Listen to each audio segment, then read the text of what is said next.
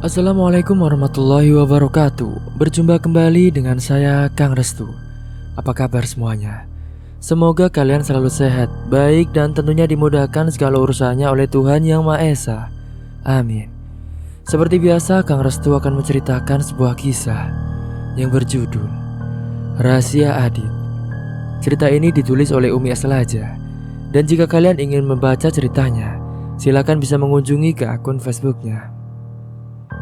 Dan sebelum masuk ke ceritanya, bagi kalian yang belum subscribe, klik tombol subscribe-nya, klik lonceng notifikasinya, serta like video ini agar kalian tidak ketinggalan cerita terbaru dari channel ini. Oke, langsung saja tanpa berlama-lama lagi. Ini dia ceritanya.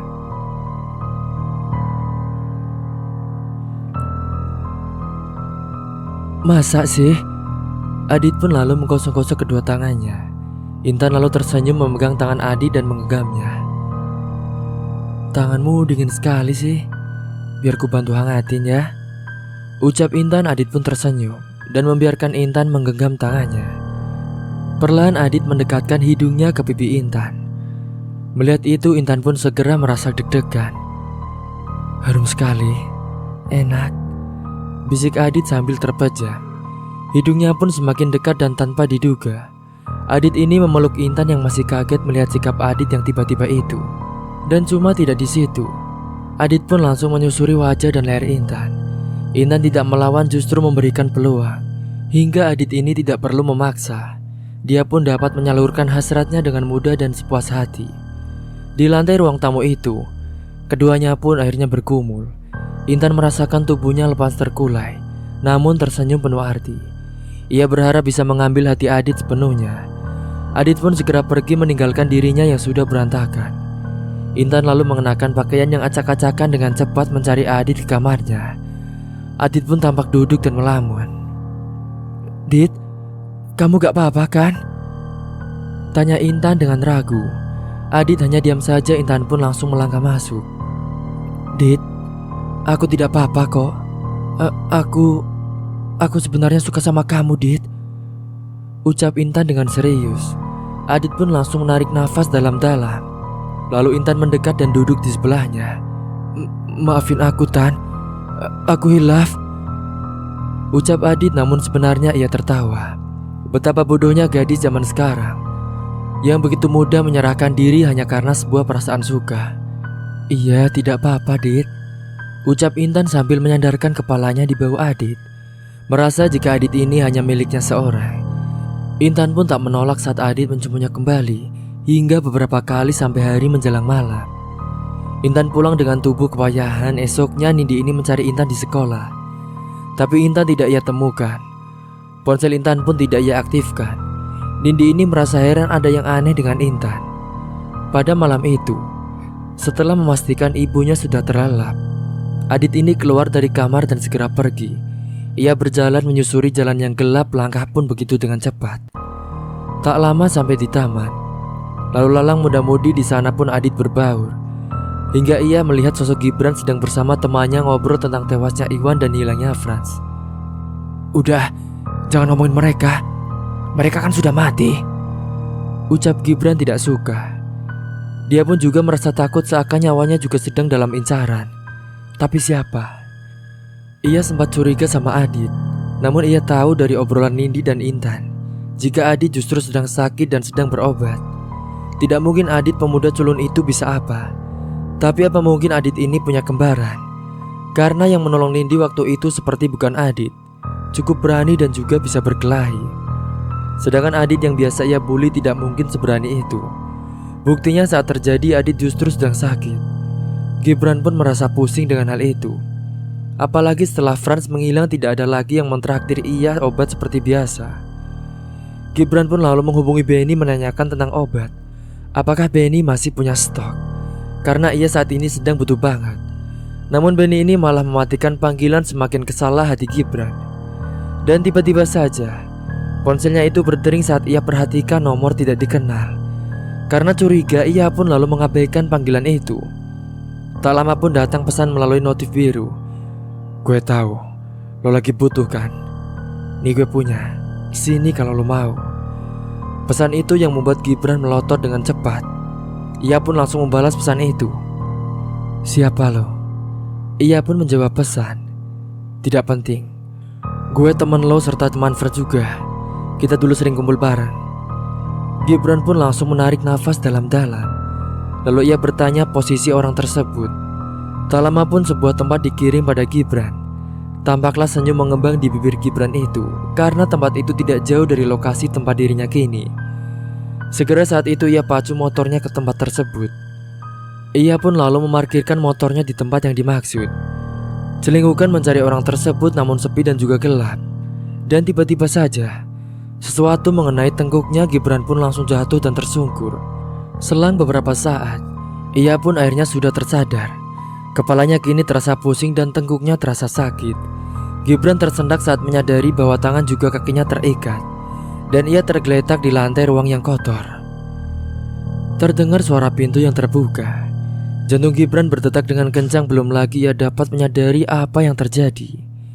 Dan tiba-tiba saja hal lain datang lebih mengejutkan. "Adit, lo?" Hampir terpekik Gibran saat menyadari siapa yang datang. Ternyata itu adalah pemuda juga teman kelasnya yang dari sejak SMP sampai SMA, yang selalu ia bully bersama teman-temannya. Kini Adit berdiri di hadapannya bahwa menatap dingin seperti monster. Gibran pun sudah paham, sesuatu yang buruk pasti akan terjadi pada dirinya. Untuk itu ia pun segera mencari cara agar dapat lolos dari Adit, yang bisa saja ia melakukan hal buruk untuk balas dendam. "Kenapa lo? Kaget itu melihat gue?" tanya Adit dengan santai. Gibran pun mencoba melepaskan ikatan tangannya yang begitu sakit. Lo mau apain gue?" "Mau lo diapain?" "Dit, lepasin gue, Dit. Gue janji gue akan menjadi lebih baik, Dit," ucap Gibran benar-benar merasa takut. "Terserah gue dong. Mau gue apain lo? Biasanya juga lo dan teman-teman lo semaunya kan sama gue," ucap Adi dengan dingin. Gibran pun seketika teringat semua dosanya. "Maafin gue, Dit. Please, maafin gue." Adit pun hanya mensuguhkan senyumnya dengan sinis. "Lo tidak usah khawatir. Gue pasti akan berlaku adil. Karena lo akan gue buat bertemu lagi dengan teman lo, yaitu si Fran dan juga si Iwan." Seketika mata Gibran pun melotot. Jadi perkiraannya adalah benar jika Adit adalah pelakunya.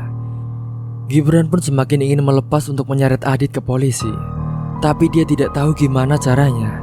Untuk sekedar lepas dari katanya pun itu sangatlah mustahil. "Dit, tolong lepaskan gue please. Gue akan tobat, Dit. Gue minta maaf banget deh sama lo," rengek Gibran. Adit pun menatapnya dengan tatapan yang dingin.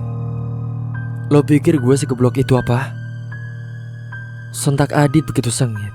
Ia pun datang lebih dekat dan menginjak kepala Gibran. "Setelah apa yang lo dan CS lo lakuin ke gue selama bertahun-tahun, sekarang gue maafin lo. Enak bener ya hidup lo ini." Gibran pun meringis merasakan sakit kepalanya yang diinjak oleh Adit. "Tenang, gue akan berbaik hati sama lo. Gue akan permudah kematian lo," desit Adit dengan sinis. Seketika ia pun menarik kaki Gibran yang memiliki postur tubuh jauh lebih besar darinya. Namun tanpa setahu Gibran, tenaga juga otot Adit jauh lebih baik kuat dari Gibran. Gibran pun jeritan saat Adit menyeret tubuhnya itu. Dan entah apa yang akan dilakukan oleh Adit selanjutnya. Gibran ini terus memohon kepada Adit dengan ketakutan yang sangat luar biasa. Sampailah di sebuah lubang galian yang sudah dibuat Adit sebelumnya. Tubuh Gibran pun dimasukkan ke dalam lubang galian tersebut. Gibran tidak bisa teriak karena posisi tubuhnya tengkurap dan wajahnya terpelungkup sangat sulit untuk bicara. Perlahan Adit pun menimbun tubuh Gibran yang tidak memiliki daya karena terikat dengan kuat. Dan perlahan tapi pasti, tubuh Gibran pun tertutup oleh tanah. Keringat Adit bercucuran membasahi jaketnya tanpa Adit tahu Dewi ibunya menyaksikan semua itu dengan derai air mata. Ia tidak menyangka jika putranya kini menjadi seorang psikopat, tidak lagi memiliki rasa kemanusiaan. Ibunya pun merasa sangat bersalah dan menyalahkan dirinya yang tidak mampu mendidik putranya itu. Jika kini ia coba untuk menegurnya, bisa jadi dirinya juga bisa dihabisi oleh anaknya. Karena bukan tidak mungkin siapapun yang coba menghalangi perbuatannya pasti akan mati. Dewi pun hanya menangis terseduh-seduh merasakan sesak dan juga sakit pada dadanya. Pada pagi hari, ketika sedang menyiapkan sarapan untuk Adit, Dewi ini melakukan sembari melamun. Dewi tidak menyadari jika Adit sedang memerhatikan dirinya. Ibu, ibu, panggil Adit. Dewi pun langsung menggeragap. Iya, ada apa nak? Ibu kenapa melamun? Tidak apa-apa kok nak, ucapnya dengan gugup. Adit pun memperhatikan ibunya sambil menikmati sarapannya.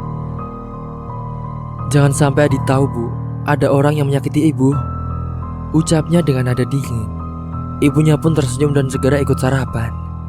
Tidak ada sayang, ibu hanya capek. Tapi ibu habis nangis kan? Ibunya pun menghentikan gerakannya untuk makan. Ia pun lalu menatap wajah Adit dengan lurus. Sudah ibu bilang, ibu hanya kecapean nak. Mata ibu berair karena seharian ibu berada di dapur rumah makan. Terkadang ibu juga harus mengiris bawang, dan mata ibu jadi perih nak, tuturnya. Adit pun langsung mengalihkan pandangannya ke arah lain. Maafin Adit ya bu, mungkin Adit harus bekerja untuk membantu ibu, biar ibu tidak merasa kecapean lagi. Tidak, bukan begitu maksud ibu.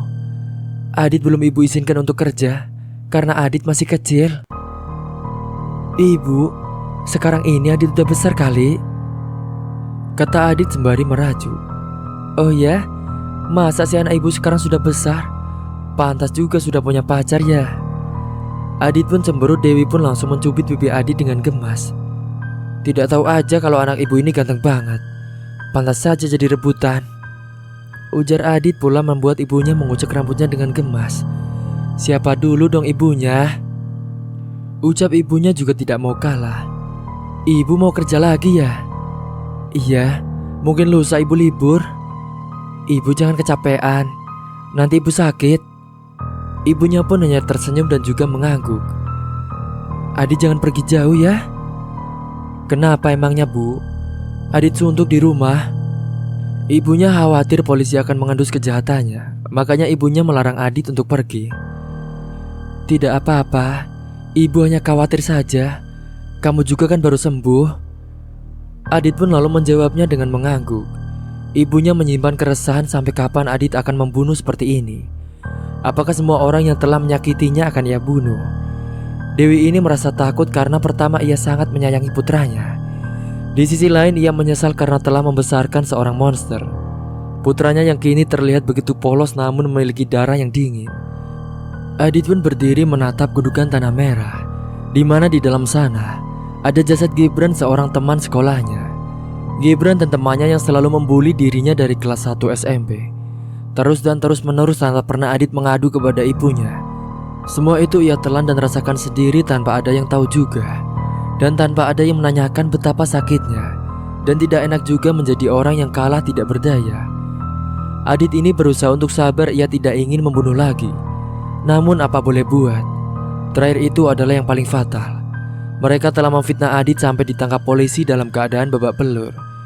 Di situ kesabaran Adit mulai terkikis. Orang berhati jahat, dengki, dan iri harus segera disingkirkan dengan tangannya sendiri, yang dilakukan oleh Adit sendiri. Keluarga Gibran pun melapor kepada polisi bahwa anak mereka telah hilang selama 2 hari. Polisi kini segera gerak cepat karena Gibran ternyata anak seorang terhormat. Karena pergaulan, Gibran pun terbawa arus yang tidak benar. Namun Gibran masih punya rasa takut pada orang tuanya. Dia pun masih dengan sembunyi-sembunyi untuk mabuk dan juga ngobat. Justru setelah Gibran menghilang, orang tuanya baru tahu seperti apa pergaulan anaknya yang masih merupakan seorang pelajar. Kedua orang tuanya mengusap dada saat teman-temannya menjadi saksi malam hilangnya Gibran. Orang tuanya juga tidak menyangka jika teman putranya adalah para preman. Karena hilang Gibran pun banyak preman yang tertangkap karena kedapatan pakai barang haram. Bahkan polisi juga mencurigai bahwa pelaku hilangnya Gibran adalah para preman itu. Siang malam orang tua Gibran menunggu kabar dari putranya. Meskipun Gibran diculik dan diminta tebusan, orang tuanya siap membayar berapapun akan dilakukan oleh orang tua Gibran.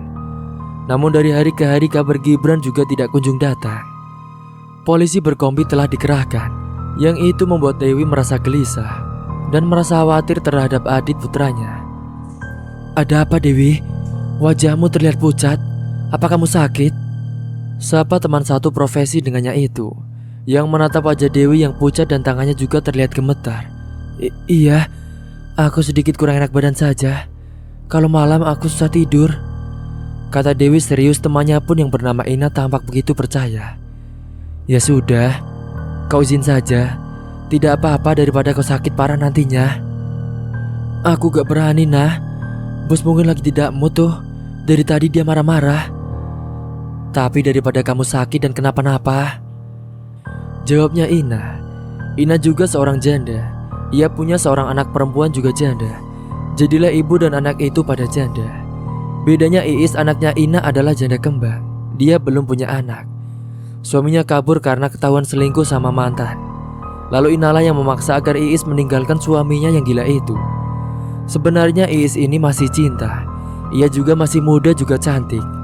Ina pun memasukkan Iis kerja bersamanya yang sudah duluan kerja beberapa tahun.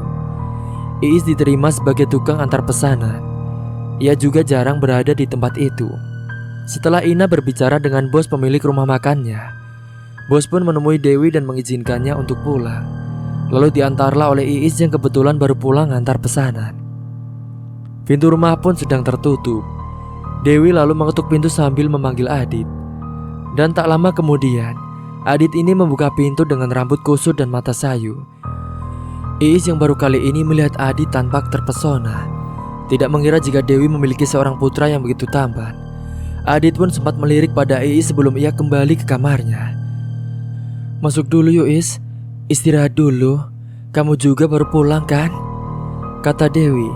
Dan Iis pun begitu merasa sangat senang, berharap Adit akan keluar lagi dari kamarnya. Dewi ini menyimpan tasnya di dalam kamar. Dan juga terdengar seruannya. "Dit, tolong buatin minum buat tamu ibu ya," seru ibunya yang sedang mengganti baju dengan daster. Adit pun segera keluar melangkah cepat menuju dapur. Hanya sekilas yang membuat Iis merasa tidak puas. Tak lama kemudian, ia pun datang dengan segelas teh hangat. Iis selalu menatap tidak berkedip wajah Adit yang begitu tampan. "Silakan diminum, Kak," sapa Adit. Iis pun tidak menjawab, hanya tersenyum. Adit pun hanya membalas dengan senyuman yang membuat Iis kelepak-kelepak. Langsung hilanglah rasa capek dan penatnya disenyumin oleh Adit. "Loh, Adit tidak sekolah?" "Tidak, Kak. Panggil Adit saja," ucapnya sembari tatap berdiri. "Kenalin, aku Iis, teman kerja mamamu," seru Iis sembari mengulurkan tangannya. Adit pun tampak ragu dan juga malu-malu. Ia mengulurkan tangannya disambut cepat oleh Iis. Tiba-tiba Dewi pun datang dan tersenyum. Adit segera pamit kembali ke kamarnya. Iis ini adalah janda berusia 22 tahun. Ia begitu terlihat bahagia, sering senyum-senyum sendiri. Dan besok ia tidak sabar menunggu kabar dari Dewi. Apakah sudah sembuh atau juga masih sakit, agar ia punya alasan untuk datang menjenguknya. Ina tampak heran melihat putrinya yang seperti sedang jatuh cinta. Dan waktu sedang istirahat, dia itu pamit untuk menjenguk Dewi sembari membawa makanan berharap Adit yang memakannya. Saat itu rumah Dewi tertutup rapat. Iis pun coba mengetuk beberapa kali, tampak Adit membukakan pintu. Iis pun lalu tersenyum bahagia ketika melihatnya. "Adit, ibumu gimana? Sudah sembuh belum?" "Ada. Ibu lagi istirahat, Kak. Masuk saja ya," jawab Adit dengan ramah. Iis pun segera masuk diikuti oleh Adit. "Siapa, Dit?" Ibunya muncul dari dapur. "Oh, Iis. Kamu kerja, Is?" "Kerja dong, Kak. Tadi ibu nyuruh aku untuk menjenguk kakak. Dan ini aku ngirim makanan. Takutnya Kak Dewi tidak bisa bangun," kata Iis sambil meletakkan bungkusan di atas meja. Adit pun berlalu ke kamarnya. Iis merasa sedikit kesal. Dewi pun lalu mengajaknya ngobrol. Iis merasa gelisah dan tiba-tiba ponselnya pun berdering. Ternyata ibunya memanggil Iis. Ia pun segera pamit. Ada rasa kecewa di benak Iis karena tidak dapat berdua dengan Adit. Adit pun di dalam kamar memperhatikan Iis dari balik jendela kamarnya. Beberapa kali Iis menatap jendela kamar Adit. Adit pun tersenyum penuh arti. Polisi menemui jalan buntu untuk menemukan Gibran.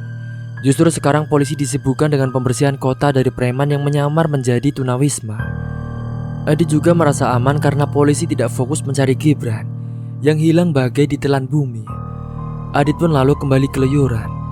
Adit mengira ibunya tidak tahu Dewi pun semakin sering memperhatikan Adit.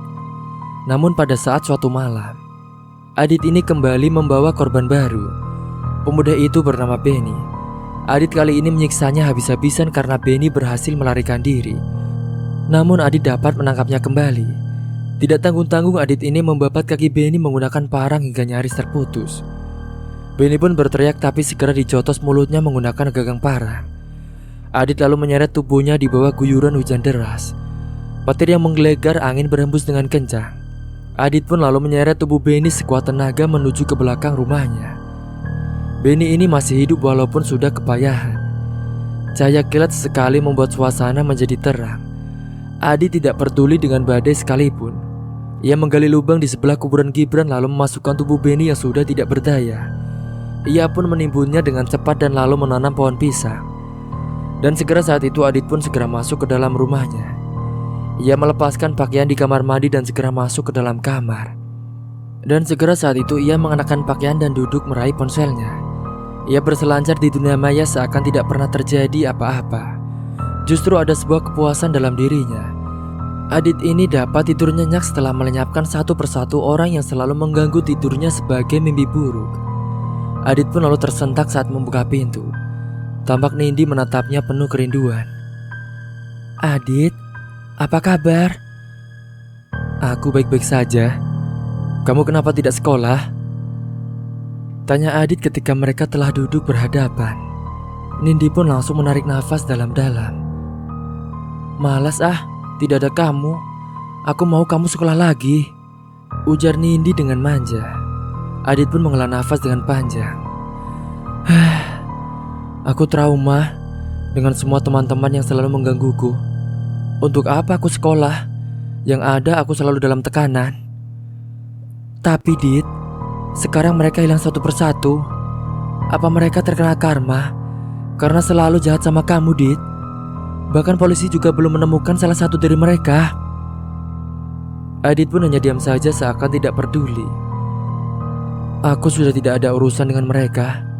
Biar saja mereka menghilang selamanya." Nindi pun tersenyum menyandarkan kepalanya di bawah Adit. "Dit, kita jalan yuk. Kemana kayak gitu?" "Aku tidak mau jika kita pergi ada orang yang mengenalimu dan melihat kita jalan berdua," kata Adit.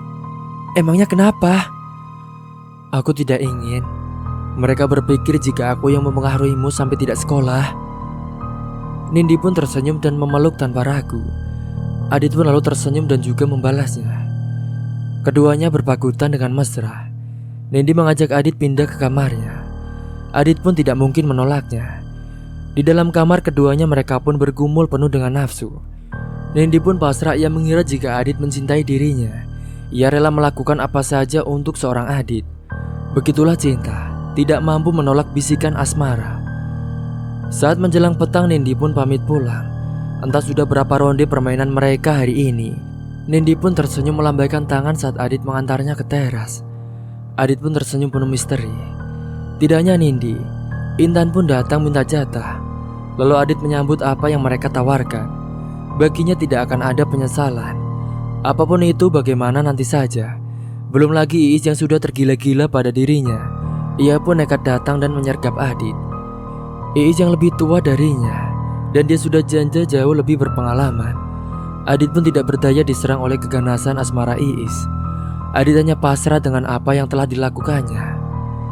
Karena Adit tidak mampu menolak janda cantik Bainal itu, yang membuatnya kelimpungan terkapar tidak berdaya. Iis sangat suka melihat Adit yang lemas terkulai, seperti mendapatkan semangat baru. Iis ini merasakan hidup penuh gairah. Adit juga tidak tahu jika tiga wanita itu bertemu di rumahnya, nanti apa yang akan terjadi. Adit pun harus sering keluar rumah untuk menghindari pertemuan yang tidak diinginkan. Rumah Adit yang rimbun terdapat banyak sekali pohon besar. Pada suatu hari, ada seorang warga yang meminta izin untuk mengambil daun nangka milik Adit untuk makanan kambing. Adit pun lalu mengizinkan dan warga itu sangat senang. Dan saat berada di belakang rumah Adit, Dan warga itu mencium bau yang sangat begitu menyengat. Warga tersebut lalu mengendus ke berbagai arah, tidak menemukan apapun sampai belakang rumah dekat dapur.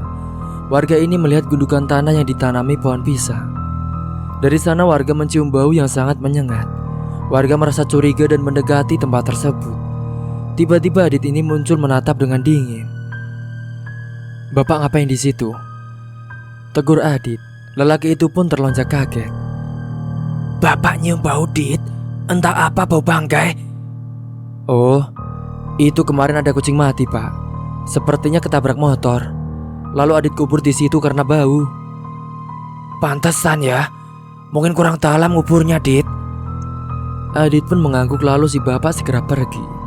Adit menatapnya dengan curiga dan memperhatikan si bapak dari jauh. Cinta atau mungkin nafsu entahlah. 3 orang wanita berebut perhatian dari seorang Adit, yang mereka bahkan tidak pernah tahu siapa Adit yang sebenarnya. Karena merasa enak sudah berapa kali, Iis pun datang ke rumah Adit saat ibunya ini sedang bekerja. Iis tidak pernah tahu jika selain dirinya ada Nindi juga Intan yang sering datang. Tujuan pertama datang untuk sekedar menghibur Adit. Kedatangan selanjutnya menjadi kebutuhan. Nindi, Intan juga Iis sama-sama berebut kemesraan seorang Adit. Seperti biasa, Iis datang langsung menyerang Adit, hanya bisa pasrah dan menikmati surga dunia yang diberikan oleh Iis yang begitu bergelora. Adit tidak perlu capek melayani hasrat seorang janda kembang itu, karena Iis sendiri yang memberikan kepuasan untuk Adit. Adit pun merasa permainan cinta Iis begitu istimewa. Bahkan Adit merasa ketagihan dengan permainan Iis. Saat keduanya tengah bergumul dengan desahan yang berpacu, tiba-tiba Intan datang dan nyelonong masuk. Semula Intan merasa curiga karena ada sebuah motor di depan rumah Adit. Pintunya pun tertutup dengan rapat namun tidak terkunci. Intan semakin curiga ketika mendengar suara desahan dari kamar Adit. Intan dengan gemetar lalu membuka pintu kamar Adit dengan perlahan. Dan terlihat seorang wanita tengah menari di atas tubuh Adit mendesah dan juga menggeliat, yang membuat Intan merasa terbakar api cemburu. Intan lalu segera mengambil ponsel dan merekam perbuatan mereka. Saat menyadari ada seorang di dalam kamar selain mereka, Iis pun lalu menghentikan gerakannya dan menoleh pada Intan yang menatap dengan sinis. "Siapa kamu?" sentak Iis. Segera ia pun meraih bajunya dan memakainya. "Tanya saja sama dia," ujar Intan menunjuk kepada Adit. Adit pun tampak santai menutup dirinya dengan selimut. Lalu Iis menatap Adit dan juga meminta jawaban. Adit lalu menggeleng kepalanya yang membuat Intan merasa geram. "Adit, kamu siapa? Ngapain di sini?" Iis pun menatap dengan galak. "Aku Intan, pacar Adit. Tapi kau lihat kan, sekarang kita juga pacaran." Intan pun langsung tersenyum dengan sinis. "Oke, aku sudah videoin kalian berdua. Tinggal aku sebar saja di dunia maya, biar semua orang tahu perbuatan kalian berdua," ancam Intan sembari memperlihatkan hasil rekaman video. Iis pun melotot dan berusaha merebut ponsel dari Intan. "Hapus tidak, awas saja kau," kata Iis sambil Intan pun merentahkan ponselnya. Dan segera saat itu ia pun langsung memencet tombol klik. Video pun langsung tersebar. Iis tampak geram. Intan melakukan itu karena merasa cemburu serta kecewa. Tadinya hanya untuk mengancam saja, tapi ia melihat Iis yang galak pada dirinya. Intan pun menjadi dendam. Video pun tersebar seketika. Dan saat itu Iis kalap menjambak rambut Intan dan mendorongnya ke lantai. "Aduh, sakit!" seru Intan. Iis tidak puas, ia pun menarik lagi rambut Intan hingga mau tidak mau Intan ini bangkit. Adit yang mengenakan pakaian tidak peduli dengan mereka. Intan pun mengadu, Iis tidak peduli. Menendang perut Intan kuat hingga Intan terjembab. Tubuh Iis yang berisi sementara Intan yang masih remaja dengan tubuh tipis. Dengan mudahnya ia dibontang-banting. Intan pun lalu meringis pegangi perutnya. Darah mengalir deras dari kedua selangkangan Intan. Melihat itu Iis pun terlihat panik. Intan pun terus merintih. Intan lalu mencoba bangkit dengan kaki bergemetar. Wajah pucat dan tangannya juga gemetar sementara darah mengalir tiada henti. Saat mau keluar, Adit ini menarik tangannya dan mendorong sekuat tenaga hingga kepalanya membentur lemari. Intan pun merosot jatuh dengan darah terus membanjiri lantai. Adit pun lalu menatap dingin. Iis pun tampak terkejut dan segera ia memeriksa Intan. "Hah? Dia mati?" ujar Iis dengan panik. Adit tidak tampak ketakutan, ia pun segera pergi ke belakang rumah dan menggali lubang. "Apa yang akan kamu lakukan, Dit?" tanya Iis dari pintu. Adit pun tidak menjawab dan terus menggali lubang itu. Setelah cukup dalam, Adit ini kembali ke kamar dan menyeret tubuh Intan dengan kasar. Iis pun tampak ketakutan melihat sikap Adit demikian. Dan saat itu Iis menghubungi Dewi, ibunya Adit, dan mengatakan jika Adit ini telah membunuh seorang gadis. Iis menangis ketakutan ketika Adit telah berdiri di hadapannya. Iis ini tampak gemetar. Terdengar tendangan dengan begitu keras. Satu tendangan telak ke wajah Iis yang tengah jongkok di sudut kamar. Iis yang ketakutan sekujur tubuhnya bergemetar. Kakinya terasa lemas dan dengan mudah dilumpuhkan oleh Adit. Saat tersadar, Iis ini sudah terikat di kursi di dalam kamar Adit. Namun Adit entah kemana. Tak lama terdengar suara motor, itu Ina, ibunya Iis yang mengantarkan Dewi. Ina juga terkejut melihat banyak sekali darah di lantai. Dan segera ia pun menolong Iis yang sudah terikat dengan kuat. Lalu Iis pun menangis memeluk ibunya. Sementara Dewi mencari Adit. Iis ini mengajak ibunya segera pergi dari situ. Ia merasa nyawanya akan terancam. Ia pun segera mengajak ibunya untuk segera kabur dari rumah itu.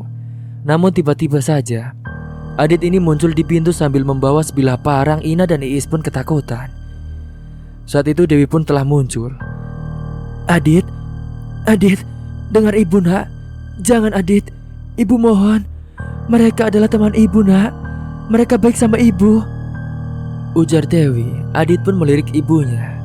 Dewi pun segera memohon kepada Adit agar segera pergi dengan cepat.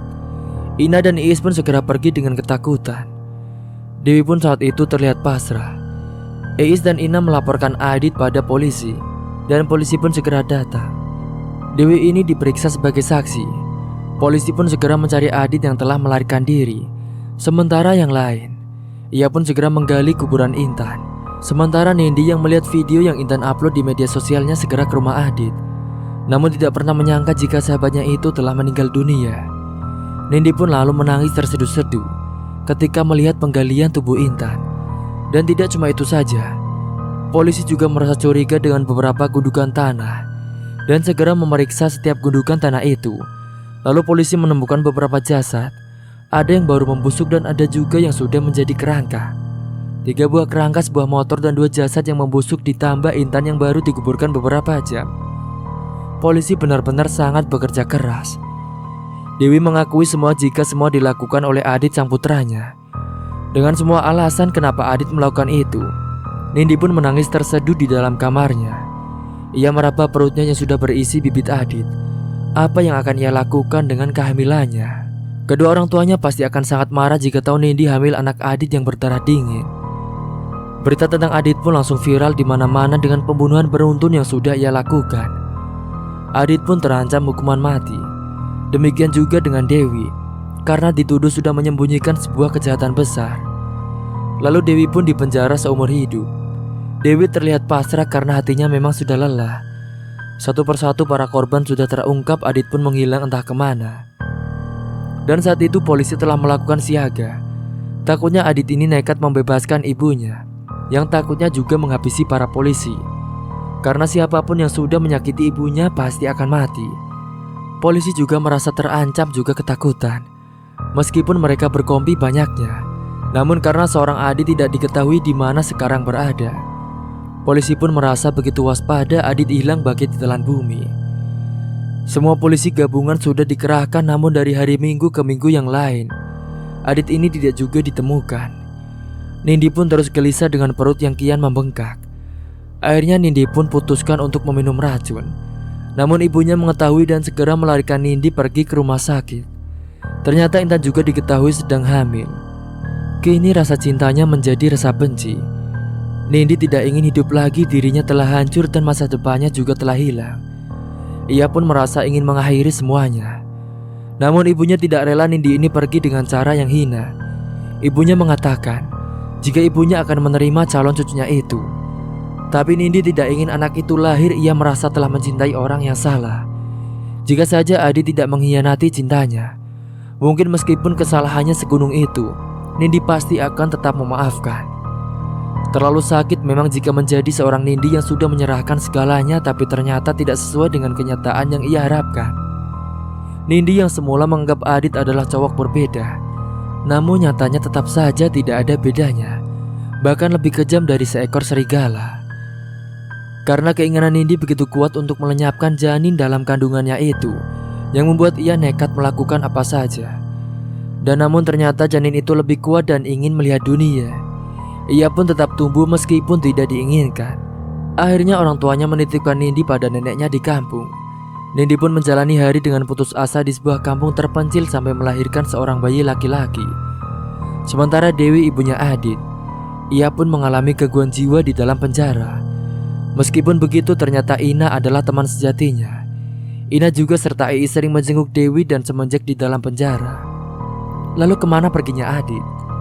Mengapa bisa ia menghilang begitu saja? Lalu siapa lelaki tampan berambut gondrong yang menjadi pengawal seorang bandar narkoba itu, yang memiliki tatapan sedingin salju? Dan dia tidak pernah tersenyum namun bisa menghilangkan nyawa seketika tanpa ampun dan juga tanpa rasa sesak. Dan kini apa yang ia lakukan mendapatkan upah yang begitu besar. Dia adalah Adit, yang malam itu menemui seseorang di sebuah tempat saat orang itu tahu jika Adit adalah pemuda yang telah melakukan pembunuhan berantai. Dan dia memiliki darah yang dingin. Lelaki bertambang campuran itu tertawa senang langsung menerima Adit menjadi pengawal pribadi. Yang itu adalah pembunuh yang paling mematikan. Cerita pun tamat. Semoga kalian bisa mengambil hikmah dari cerita ini, dan kalian juga bisa mengambil sisi positif dan buang sisi negatifnya. Mungkin itu saja yang dapat saya sampaikan, kurang lebihnya mohon maaf apabila ada salah kata ataupun ucapan yang kurang berkenan bagi kalian semua. Sampai jumpa di cerita selanjutnya. Akhir kata, wassalamualaikum warahmatullahi wabarakatuh.